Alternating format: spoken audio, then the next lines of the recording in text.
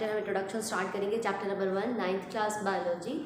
तो introduction to the biology, chapter का नाम क्या है? Introduction to the biology.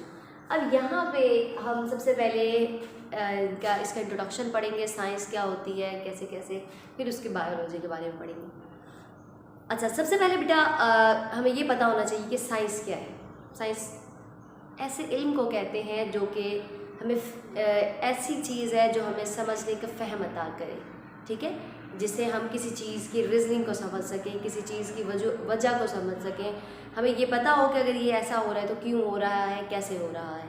यानी कि दुनिया को समझना, कायनात को समझना साइंस कहलाता है, सिंपल वर्ड्स में। अब हम इसकी जो डेफिनेशन हम करेंगे वो क्या है? Study in which the observations are made, experiments are done, and the logical conclusions are drawn in order to understand the principles of nature. यानी कि नेचर के प्रिंसिपल को, कुदरत के प्रिंसिपल्स को समझने के लिए हम क्या करते हैं? एक्सपेरिमेंट्स करते हैं।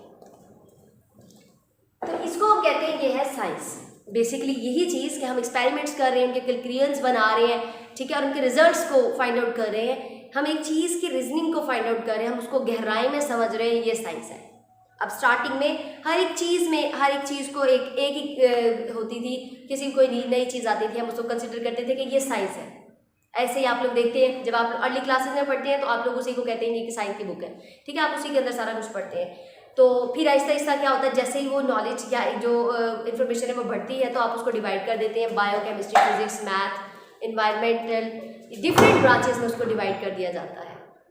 इसी तरीके से जब स्टार्टिंग में नॉलेज कम था या इन्फॉर्मेशन कम थी तो उसको एक ही ब्रांच में डिवाइड किया गया, एक ही सब्जेक्ट होता था, साइंस है, ठीक है। जैसे लेकिन उसके बाद जैसे इन्फॉर्मेशन बढ़ गई, आपको पता है कि वक्त के साथ साथ तजर्बे बढ़ रहे हैं, लोग बढ़ रहे हैं, फिर उनके एक्सपेरिमेंट्स बढ़ रहे हैं, वो काम बहुत ज़्यादा हो रहा है, फिर इन्फॉर्मेशन बहुत ज़्यादा है।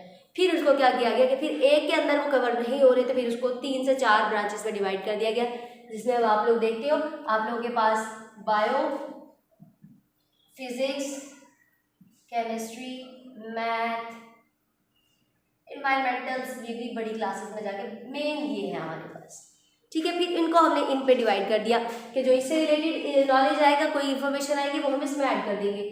फिजिक्स से रिलेटेड कुछ आएगा हम फिजिक्स की बुक में ऐड करेंगे, केमिस्ट्री से रिलेटेड कुछ आएगा हम केमिस्ट्री में ऐड कर देंगे, मैथ से आएगा तो हम मैथ में कर देंगे, ठीक है। अब जो हम ब्रांच पढ़ रहे हैं वो भी किसकी टाइप है? बेसिकली साइंस की टाइप है, ठीक है।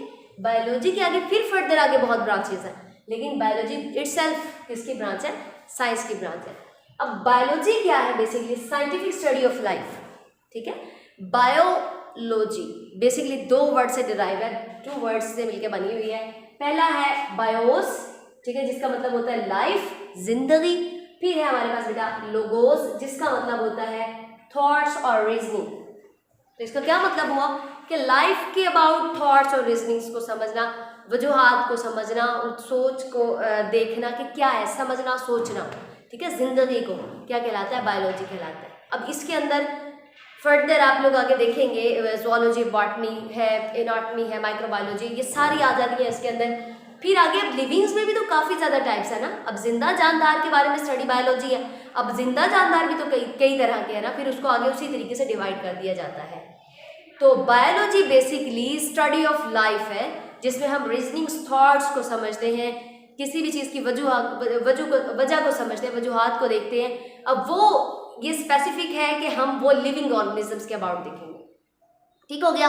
अच्छा, ये तो हो गया बायोलॉजी, ठीक है। अब बायोलॉजी का हमें क्या फ़ायदा है, क्या इसकी एप्लीकेशन क्या है, क्या इसका यूज़ क्या है, क्यों करते हैं इसको, क्या मतलब इसका फ़ायदा क्या है? बेसिकली बच्चों, बायोलॉजी हमें ये सारी चीज़ें बताती है कि अगर लिविंग ऑर्गेनिज्म है तो लिविंग ऑर्गेनिज्म इस तरह से रहते हैं, ये इनकी प्रॉब्लम्स हैं, ये इनकी डिजीजेस होती हैं, इनके क्योर हैं, इनके इलाज हैं, इस तरह से इसका स्ट्रक्चर है, इसकी एनाटॉमी है। हम जब तक किसी चीज़ को समझते नहीं हैं, जब तक किसी चीज़ को हम समझेंगे नहीं, एक डीपली स्टडी नहीं करेंगे, तो तब तक हम उसकी कोई प्रॉब्लम का या उसका कोई हल नहीं निकाल सकते, ठीक है। तो इससे हमें ये बहुत फ़ायदा है कि हम इंसान की इंटरनल एक एक चीज़ को, अब तो इतनी साइंटिफिक टेक्नोलॉजी इतनी बढ़ गई है कि आप हर एक इंटरनल हर एक चीज़ को देख सकते हो। आप लोग देखते हैं, एक्सरेज वगैरह करवाते हैं, ईच एंड एवरीथिंग, अल्ट्रासाउंड वगैरह होते हैं, ठीक है, कितनी ज़्यादा टेक्नोलॉजी बढ़ गई है, मशीनरीज बढ़ गई है कि आप एक एक चीज़ को अंदर से डीपली स्टडी कर सकते हो।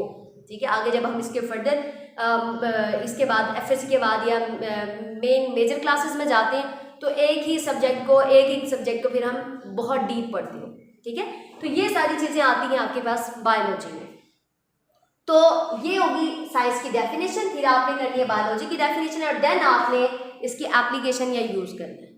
ठीक है, इंशाल्लाह हम नेक्स्ट क्लासेस में पढ़ेंगे इनके आगे further branches, zoology, botany and chemistry.